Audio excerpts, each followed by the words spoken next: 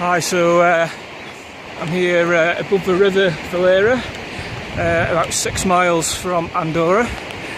As you can see, it's a lovely Pyrenean valley.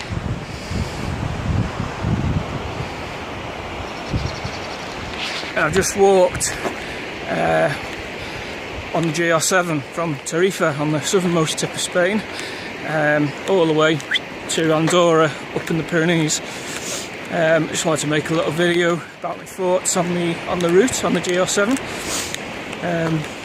On the whole, it's a good route. I've really enjoyed it. It's been very varied. I've been over snow-capped, snowy mountain passes, below snow-capped peaks. I've been through kind of really dry, desert-like environments. I've been through a lot of like farmland, rugged farmland, a lot of forests, pine forests, olive groves, orchards, the towns and villages, really nice, especially in Andalusia with the whitewashed villages. And up here in the north, all the buildings and the villages are all very sturdy, kind of stone-built structures, which is kind of like entirely different world from down south. Yeah, I just wanted to say there's some pros and cons to the route, really. The major problem with it is navigation. Spanish maps aren't very good at all. Half the time the trail, the path or the track you're walking on and is marked doesn't even exist on the map. You're just kind of crossing open hillside. Other times when the route is marked, it's not actually marked as the GR7 on the maps. I think about 30% of the time I've been walking on it marked GR7 on the map, but then even then the cartographer has his own ideas on where the route should go, which is completely different often to what you're walking, what the marks say. So to do it, I think you definitely need a GPS and a GPX track. Which I'll post the web address of where I got my GPX tracks from. They're the ones recommended in the Cicero guidebook to the GR7 in Andalusia, which I was using for the first month. But again, GPX tracks they were very good in Andalusia, good in Murcia, but then halfway through Valencia we started to get a bit silly,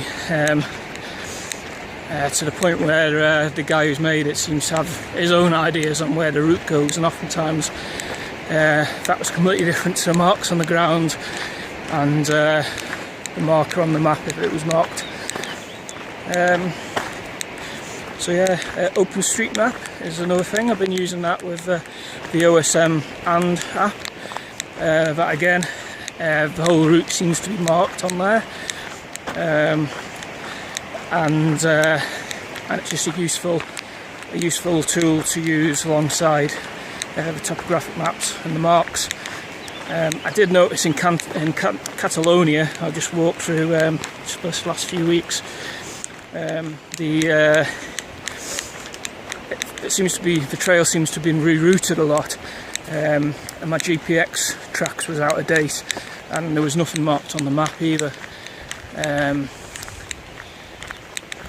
But the OSM map, the route on that was up to date, so I was using that quite a bit. Again, the downside of that is you're relying on data that other people have put into the map, so it's not really something you can use all the time.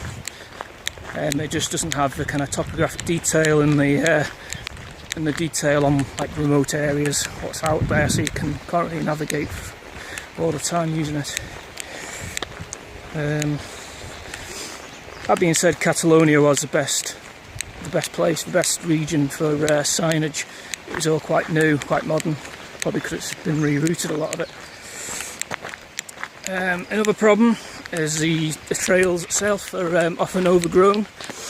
I've had to bushwhack a few times. Just now I've had to come out of Lasso. The trail was overgrown with all long wet grass, so my feet got soaked right at the very start of the day, which is just like a minor annoyance really. But I've also had to bushwhack my way over a hillside on a GPS bearing, and that wasn't very nice. I was told by some locals that about 5, maybe 6 people a year walk the route, so it's just not really getting enough foot traffic, and it's not being maintained as well as a lot of other popular routes would be.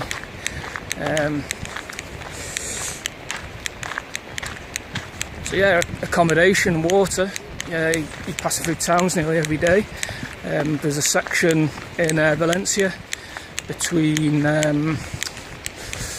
I can't remember where it is, but south of Cortes de Palace, and it's about 60 miles where you don't pass any towns.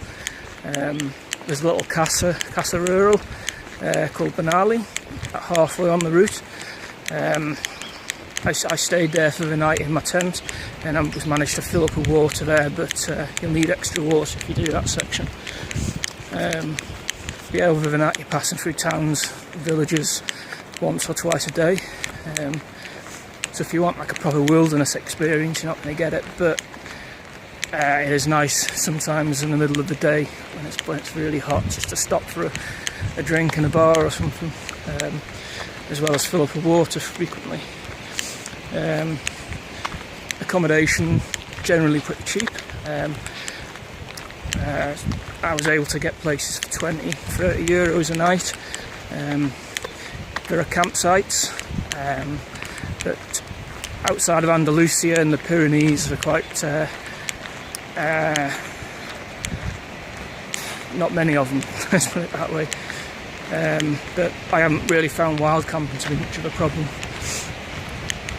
As for the weather, it's been pretty good. I've been walking for 80.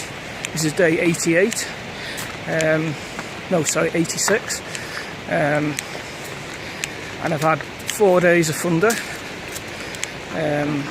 and for about 7 days of rain. 2 of them I was at high altitude, so it was snow.